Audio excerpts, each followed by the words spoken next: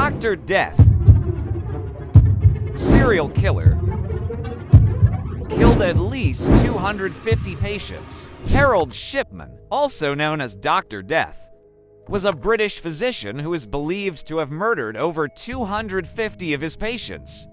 He was eventually convicted of murdering 15, but there is strong evidence that he killed many more. Shipman was born in 1946 in Pontefract, England.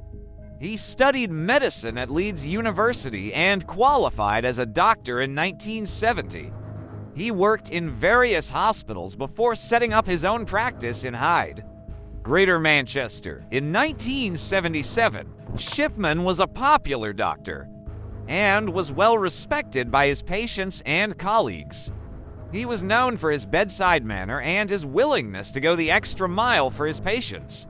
However, there were some early signs that he was not a wholly trustworthy individual. In 1975, he was disciplined by the General Medical Council for forging a prescription. In the early 1990s, concerns began to be raised about Shipman's prescribing practices. He was ordering large quantities of diamorphine, a powerful painkiller, and was injecting it into his patients. Many of these patients died shortly after being given the drug. In 1998, Shipman was arrested and charged with the murder of 15 of his patients. He was found guilty of all 15 charges and sentenced to life imprisonment. He died in prison in 2004 while awaiting trial for a further 17 murders. Shipman's crimes were motivated by a desire to control and dominate his patients. He would often befriend them and then slowly poison them with diamorphine.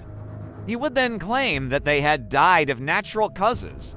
Shipman's crimes were a gross violation of the trust that patients place in their doctors. He was a cold-blooded killer who preyed on the vulnerable.